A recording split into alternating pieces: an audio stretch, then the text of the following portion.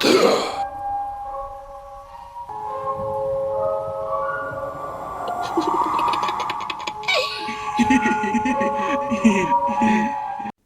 my loves, and welcome to another episode of Strange Playgrounds. Recently I was just pouring through all of my various bookshelves and boxes of books that are scattered around my little place. The place is basically insulated by literature at this point.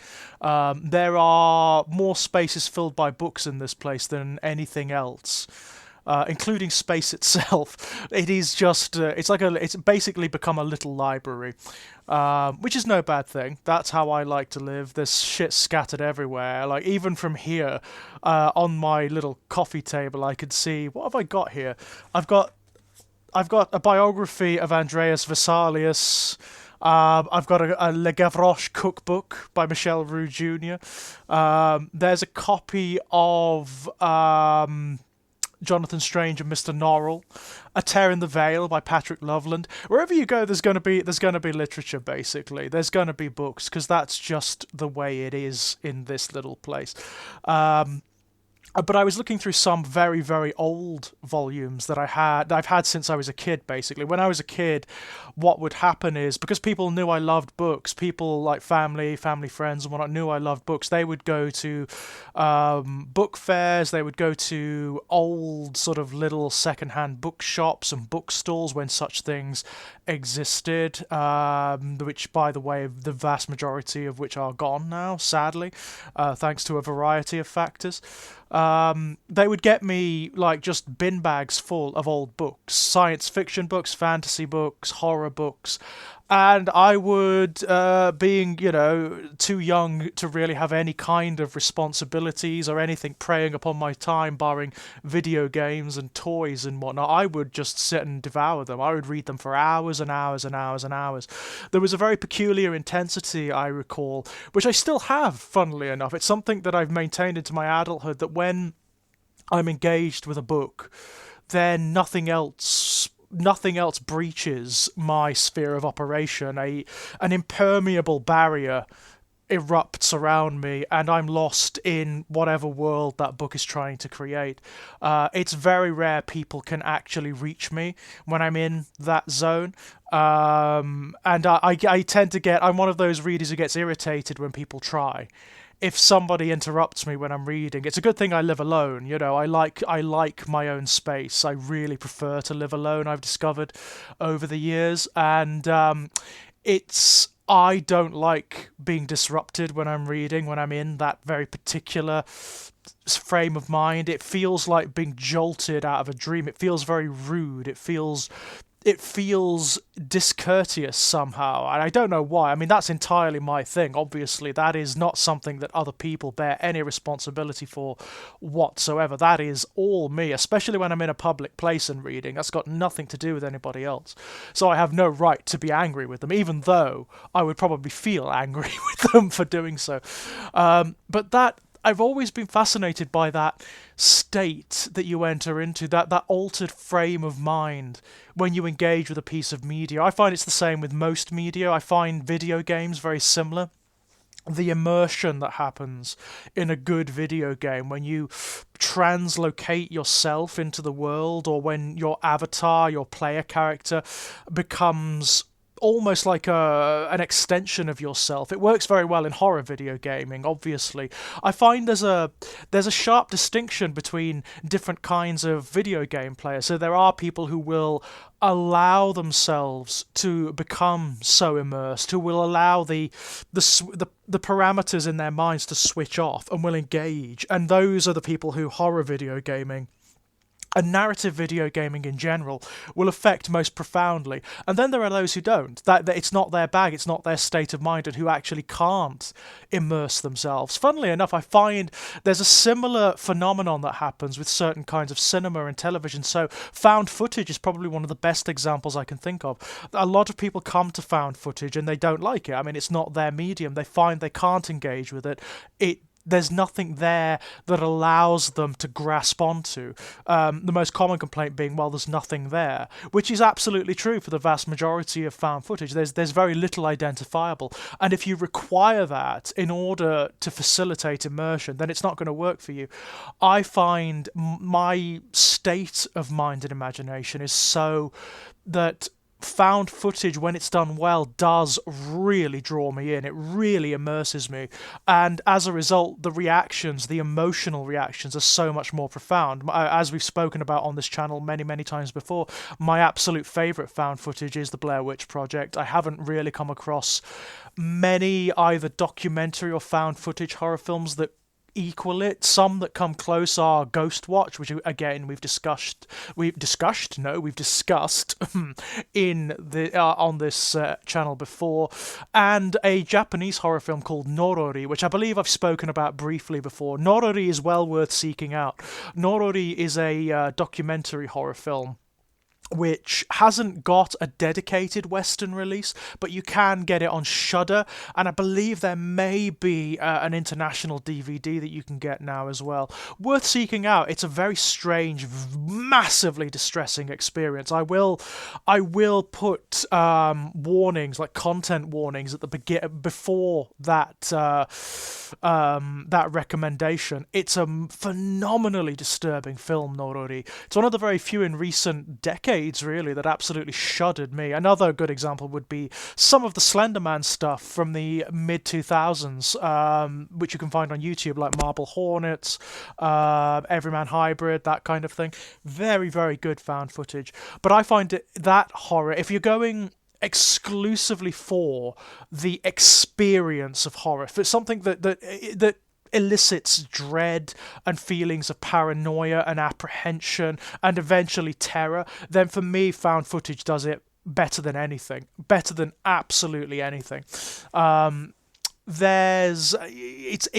difficult thing because there are different types of horror do different things. They have different agendas and different they want to evoke different effects. So more traditional horror storytelling, for example, may have elements of that, but very often it's also referencing other things, either metaphorically or directly. It's trying to elicit different types of ideas and emotions and themes. But I find found footage is often very pure. It's often very pure in the emotions it's trying to elicit, and does it beautifully. As I say, the Blair Witch Project is for me the most powerful. It's the one that definitely evokes the most. But again, it all comes down to that ability to engage and that the state of mind that you can enter into that allows you to engage with the material. It's what people mean when they talk about good work or good fiction. In any medium, good fiction is that which allows you to immerse yourself, ultimately, without breaking that immersion, without counteracting the verisimilitude, without bursting the bubble. And that can happen for any number of reasons, like you could reach something, if you're engaged with a written piece of work, you could stumble over an awkward sentence or something. And suddenly, you're not in that world anymore. Suddenly, you're not in the situation with the characters anymore. Another thing is if you have like specialist knowledge of something, like, I don't know, police procedures, for example, and the story is describing a particular procedure and gets it wrong, gets it dead wrong, then that can also break it as well. And it's actually, from a writer's perspective, it's actually a very, very difficult thing to elicit, that depth of engagement, which is really what every writer of anything, every creator of anything is going for, whether it be art, whether it be a video game, a piece of music, whatever, it doesn't matter. That's what you're going for. You really want, if you're creating anything that has any integrity or that has any legitimacy behind it, then what you're really trying to do is grab the audience by the lapels and just drag them into yourself, you know? It's a very intimate, often very aggressive, it can be a very violent act. I mean, there are writers out there I know who I actually really enjoy, who have this almost like violent quality in the way they grab you and drag you in. Cormac McCarthy is one. I find Cormac McCarthy has this sort of, it's cold violence in Cormac's case. It's all of his books have this real this almost psychotic coldness to them, this molecular specificity that is calm, but in the way of like a serial killer dissecting a corpse, or calm in the way of a surgeon inflicting medical violence upon a patient, right? That's the feeling that you get from reading Cormac McCarthy. It feels aggressive, even though the prose itself is not, because of the kinds of emotions it elicits, because of the images it contains and the themes that his work contains. It's a very difficult thing to consciously elicit. It really is. On the other side of that, you've got writers like Clive Barker, like Billy Martin writing as Poppy Z. Bright, again familiar on this channel, who are aggressive in an entirely other way, in a very emotional way. Like it's writing that is very far removed from Cormac McCarthy's. It's not cold at all. In fact, it's lurid and it's hot and passionate in every conceivable way, in terms of its violence, in terms of its emotion, in terms of its passion, its sex, everything. Everything is immersive because the writer is feeling it as well. I'm that kind of writer too. I don't write in the dispassionate and very clinical way that Cormac McCarthy does, even though it's a kind of writing I really appreciate. It's actually a style of writing I like to read. It's not one that I write. When I write, it's more like, it's like poetry. It's almost like it's an old saw for writers, but it does feel like something is being channeled. It feels like being a medium, and the stuff is coming through from some other reality or some other dimension, or it's being fed into me by some other, I don't know, some other principle, some entity. I don't know that's not the case, but I don't believe that's the case, But it feels like that. It feels like being a medium. It feels like you're channeling something. And it's a beautiful thing. It's a really beautiful state of mind to be in. It's Stephen King, I think, calls it the alpha state in his in On Writing, which is one of the best books about writing out there, by the way. It's a really strange state of mind that's very difficult to describe and very difficult to place yourself in. Eventually, I think, if you write enough, if you create enough, you just get into that rhythm where you just automatically go into it. When you sit down either at the computer with your notepad, with whatever the hell you write with, you just automatically get into it when the circumstances are right, where you get into your own little rituals, your own little sort of like slightly occult, almost religious rituals that bring you to that state of mind. And eventually it just becomes automatic. You just start doing it. You get into that zone. And it's a really strange one. It's very different from the reading state of mind, I find. The reading state of mind it's passive in a way. It's open. You open yourself to what the writer or the creator wants to give or to pour into you, whereas the writer side is the more dominant. It's the more dominant side. You are actually you are actively reaching into the imagination of the reader, the audience, and you're trying to drag them to you and to immerse them in your state of mind, in your imagination, in your ideas. There's something very intimate and violent about it, which I really like. I love the intimacy and violence of it all. And that's something that my fiction really does express. I mean, that's what my fiction is about, really. It's about the intimacy of that connection. And the way the almost like mutual wound that interaction operates through is something beautiful. It's something that traumatizes us and yet is also really beautiful. It's like other forms of intimacy in that regard. There is a parallel there. It's like sex.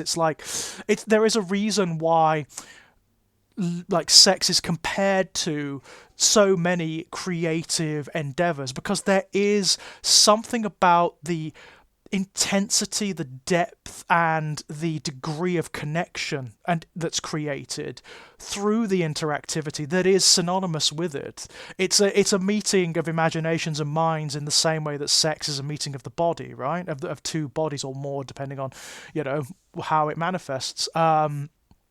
there is a reason why that parallel exists, and I definitely see it.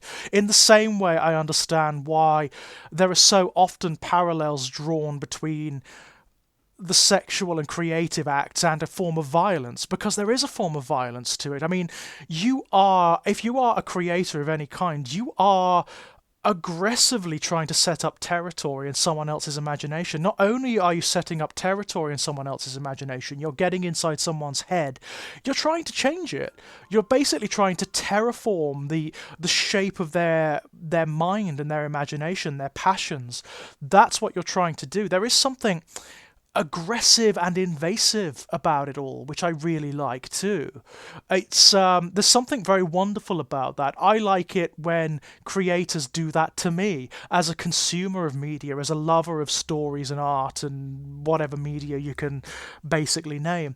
I like it when writers are trying to do that to me. It's why I get a little bit pissed off, quite frankly, with work that doesn't want to do that, that is basically created by committee, written by boardroom, edited by test audience, that's designed not to move, not to challenge or change the audience in any particular way, but just to pacify them. I hate that. I absolutely loathe that.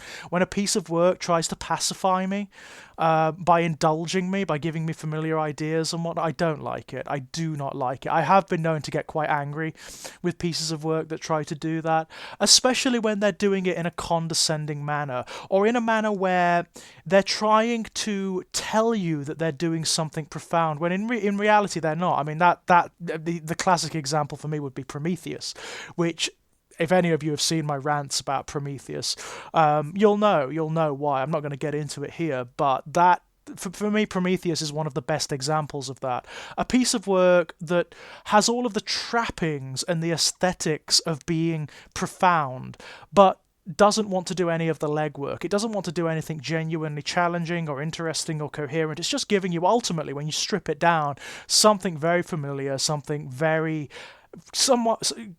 rather vacuous, actually, that doesn't follow or develop enough of its ideas to be interesting or challenging or in any way genuinely profound. I like work that is so emotional, so powerful and so passionate that it obliterates the waking world for you. It just, when you're immersed in it, when you're engaged with it, it just does away with waking reality. That is what I really want. And when it wrenches your state of mind out of its familiar patterns and rhythms and assumptions, that's the best work. That is the very best work for me. It kind of broaches, I suppose, on the notion of content warnings and trigger warnings, which have been rather contentious certainly in horror fiction circles in recent years, because of course it's not a recent development. Content warnings have been around for literally decades. It's just that they've become a point of contention largely because of synthetic situations. It's really sad, to be honest. There's no reason why content warnings should be contentious. I think it's a good idea. I think that content warnings are great for the simple reason they allow people to engage with the material on their own terms, you know? If there is something in your background, in your makeup that is particularly traumatic, and there are particular things that do trigger you in that regard, then it's nice to know that maybe this is not the work for you, right? I mean, the really clever writers out there have used it as marketing, right? I mean, Matt Shaw, a massive figure in independent publishing, he writes this incredibly, like, lurid, grotesque, really extreme fiction, like extreme in terms of it, not in terms of its ideas, but in terms of its imagery, in terms of its subject matter. It's not ideologically extreme. It's not like at all. It's just it's like you know, splatter fiction. It's splatterpunk, it's gorno, it's sexual, it's all this stuff, you know. And he has a big audience as a result. You know, there's real space out there. But he has very cleverly used trigger warnings to advertise his work. You know, people go to his work because that they know what they're going to get from the content warnings. It's very clever. It's a very clever thing to do. But for me personally, speaking personally, again, if a book has a content or trigger warning or a piece of material, then I'll probably go for it. It's something that I will actively go for, knowing full well that there might be elements to it that do trigger particular profound emotional reactions and even traumatic reactions, because that is something I want from fiction. That's for me, and this is me speaking personally. This is not, I would never dream of promoting that as a universal approach, because it depends on the individual. It always depends on the individual, you know. Every single imagination is its own unique phenomena. Every human being is its own bizarre, strange product of its own unique set of influences, right? So it depends on the individual. For me personally, I seek that out. I want that from my fiction. I want to have the profound emotional reaction. I want it to dredge up all the muck from my subconscious. That's what I do with my fiction. I mean, so that is the content warning for my fiction in general. That's what it does. It reaches into the subconscious and it rakes it all up. All the filth, all the shit, all the trauma, all the neurosis. That's what it does. It's what it's designed to do. Because I find it, personally, I know this is not universally true, I find it healing. I find it invigorating. I find that when I am confronted with those elements, those parts of myself that the conscious mind has tried to sublimate to protect itself, I find I can confront them. I find that they become ciphers for change. I find that it moves my state of mind, it alters it, and I enjoy it on a very dark level. Don't get me wrong, it can be dark and it can be very intense and it can be very grim. I mean, all of us have our things, right?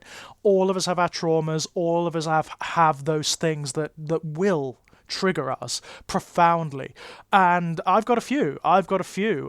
Suicide is a big one. I had massive suicidal tendencies when I was a younger man, still do to a certain degree, but nowhere near as strong as they were when I was in my 20s. The suicidal ideation was a big thing for me in my 20s. So that subject is profound for me. It's absolutely profound, but I do seek it out.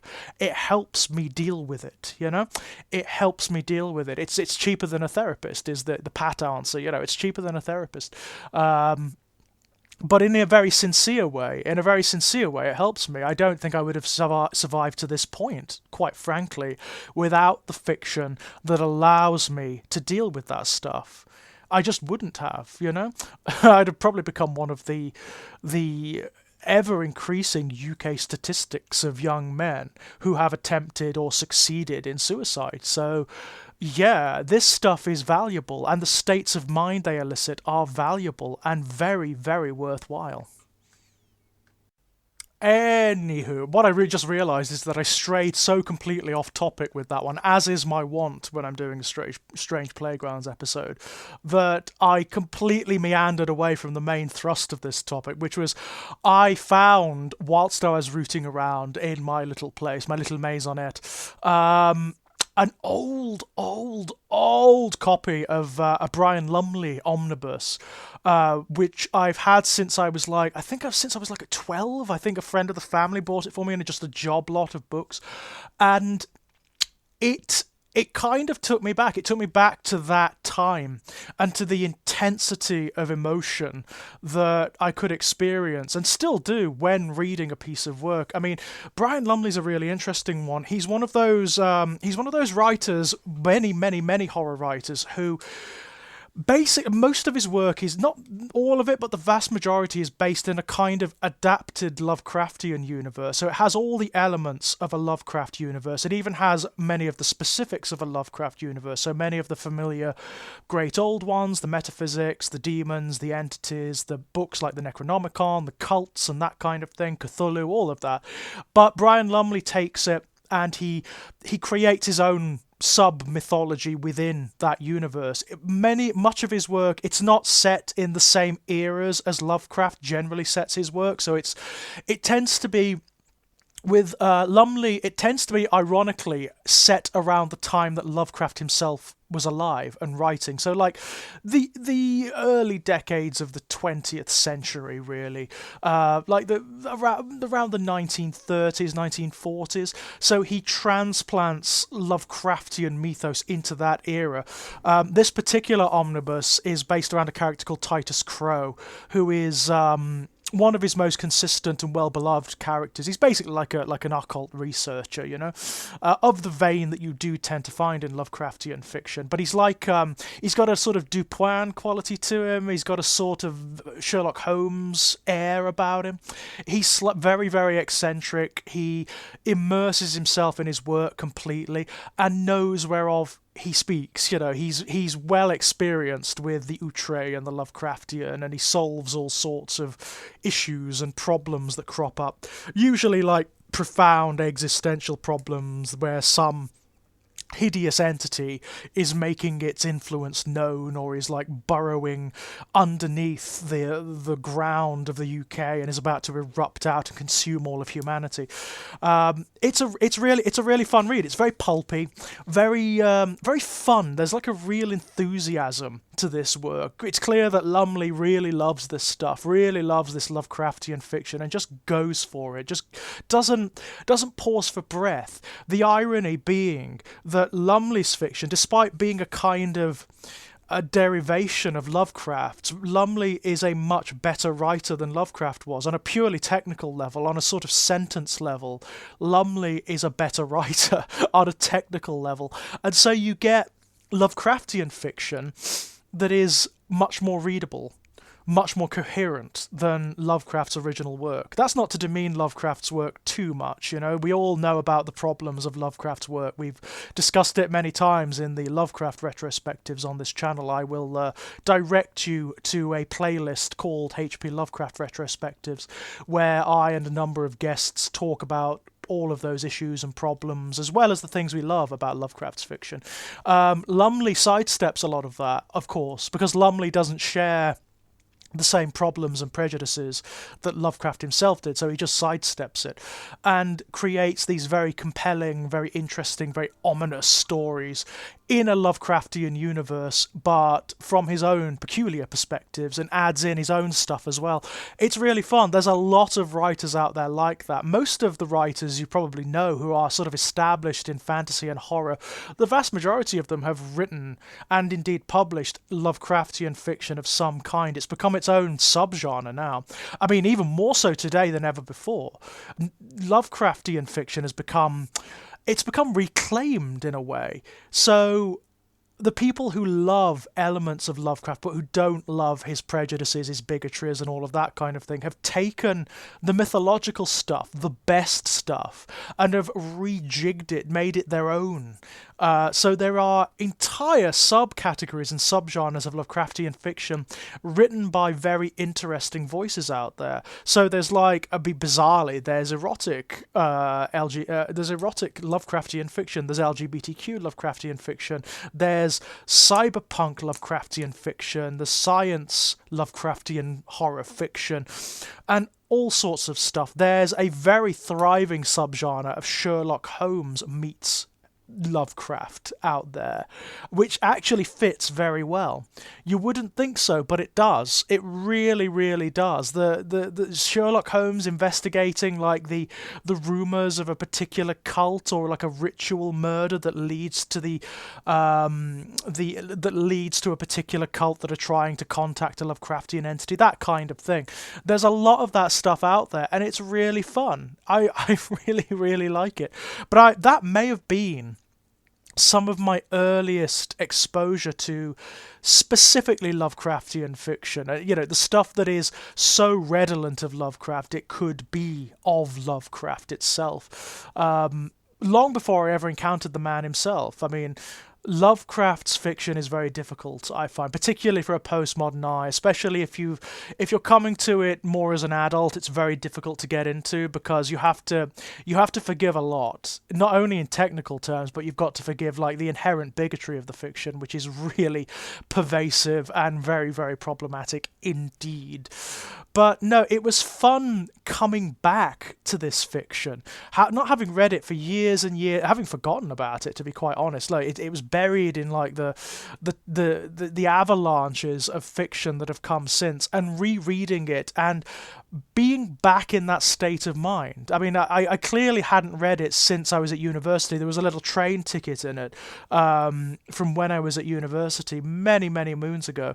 And so it was fun. It had a kind of like nostalgic quality to it. The fiction, reading it again, placed me back in that state of mind. It had that association along with it, which was really wonderful. Really, really wonderful. I love that when you come back to fiction that you haven't read for a very long time.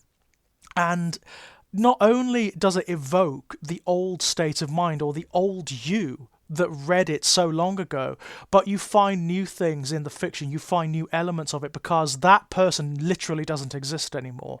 You know, the person who originally read that book doesn't exist anymore, and this new thing that's in its place that has years worth of new experiences and revelations and developing contexts is experiencing it for the first time.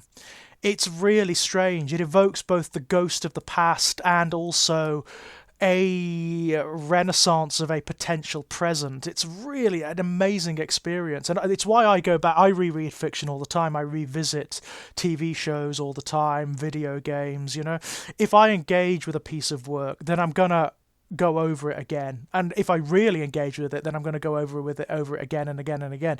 Anyone who's seen my 3 Bloodborne Let's Plays on my channel will know that.